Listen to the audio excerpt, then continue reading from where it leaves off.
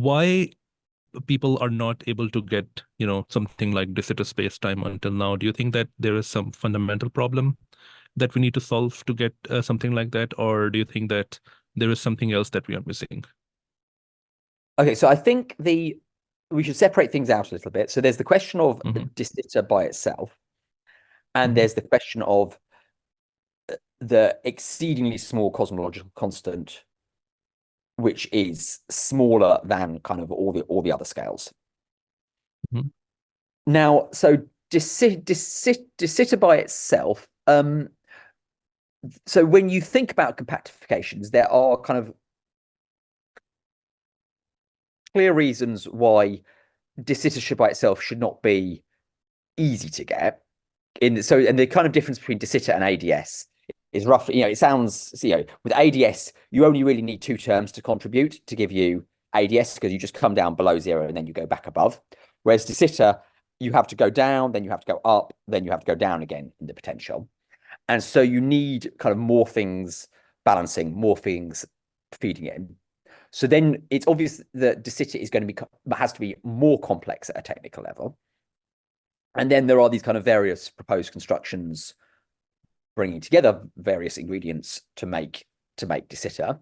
And my personal view on them is that they're not obviously wrong, but they are not obviously right either. And by this I mean that there may be deep properties about deSitter space in quantum gravity that we are missing or that we do not fully understand. And my personal belief is that there is something deep we do not understand about the cosmological constant, about that there's some deep principle we're kind of missing, and there's something we're missing.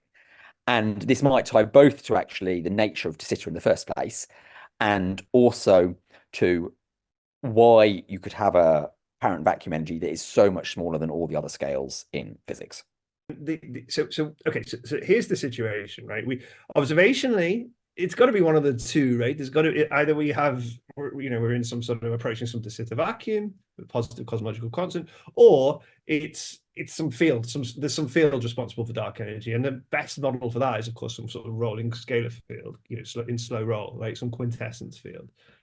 Now, so you're really going to go with one or the other, I would say. Maybe there are other ideas, but those are the sort of the two mainstream ones.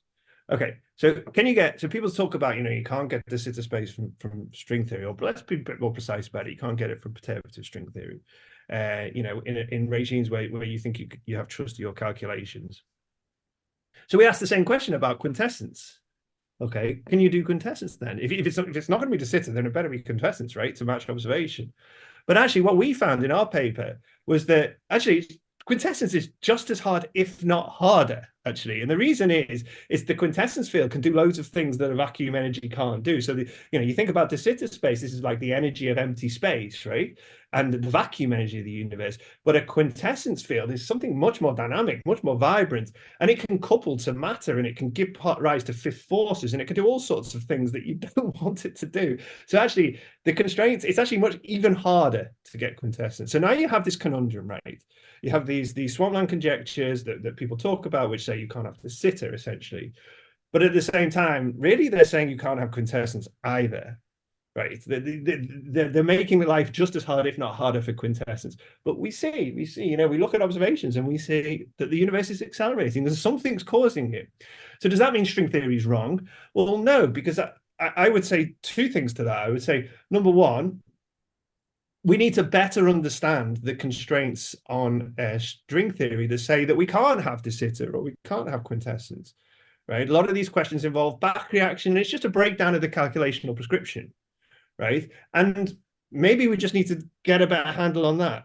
The other possibility, of course, is that actually the nature of our universe is not coming from this corner of string theory where we know how to do calculations. We think about string theory, it's a very complicated theory, but there's a regime in which you can calculate. That's it, where sort of couplings are small, you're near what we call the boundary of moduli space. The details of this don't matter, but the point is there's a corner of the theory where you can do calculations. And it's just one very bespoke corner. Maybe you can use holography and dualities to map to other corners. Mhm. But what you can't do is do the calculations sort of in a generic point. You just can't do those calculations at the moment. They're too hard, right? Now, there's absolutely no reason why nature has decided to put our universe near one of these corners where you can do calculations. There's just no reason why it should do that. It doesn't have Right. to. So in all likelihood, what we should be doing, it could be that the vacuum of our universe, say, is really a solution, far away from that region in the interior of moduli space, where couplings might be larger, just where you don't know how to do the calculations yet, and where maybe you need a full understanding of M theory or a non-perturbative understanding of string theory to do those calculations. And it may be there that our deSitter universe can be understood, or it may be there that a quintessence can be understood.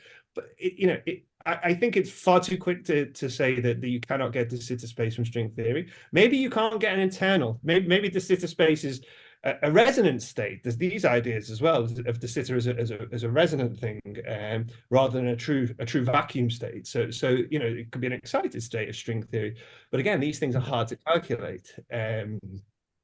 So I think it's way too early. I think really we just need a much deeper understanding of string theory to really properly answer these questions. Say we have a proof that there are no deSitter solutions in string theory. Okay, there are two options in that case. So one option is that indeed string theory cannot describe our universe as we see it today, or we don't fully understand our universe. I think both options are equally valid at this point. There seems to be overwhelming evidence for some kind of acceleration, cosmic acceleration going on in the universe right now.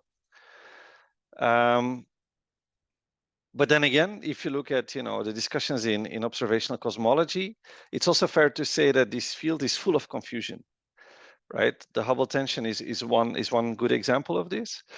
Also, when we say string theory doesn't have deSitter, when we say the word deSitter, what we really mean is a space for which there's at least a finite volume of spacetime. In that space should have exact deSitter isometries, right? So the expectation of cosmologists is that dark energy will remain constant in energy density, because that's the definition essentially, and all of the rest in the universe will dilute, so that we will reach deSitter. Now there's no deSitter. Let me be clear on this. There's a lot of matter still in the universe, so that this isometries are clearly not deSitter-like. But it seems like they will become more and more deSitter-like. Now the question is, no deSitter in string theory, does that rule out, and you assume deSitter the universe will be deSitter soon. Would that rule out string theory? I'm not sure, because maybe string theory forbids the exact deSitter isometries, but not almost deSitter isometries. So in more technical terms, the discussion I think should be about what is the equation of state parameter of dark energy, right? So when we say imagine one day we have a proof there's no deSitter in string theory, it rules out omega. So let me call, or let me say W. W is the usual symbol for it. It would rule out W equal -1. But if you speak to observational cosmologists, they will give you a window for W, right? And it's only -1 that has these special mathematical isometries. Okay, so I think it could very well be that that's forbidden deeply in string theory or any theory of quantum gravity. But whether string cosmologists will, whether observational cosmologists would really narrow it down to exactly -1, I would find that really strange, to be honest. To a positive cosmologic constant from something that starts off as negative, and that makes it hard, because it's hard to make it make everything perturbative. I think the way that will probably be the most successful is to perturb around the flat solutions, because then going up and down is equally easy.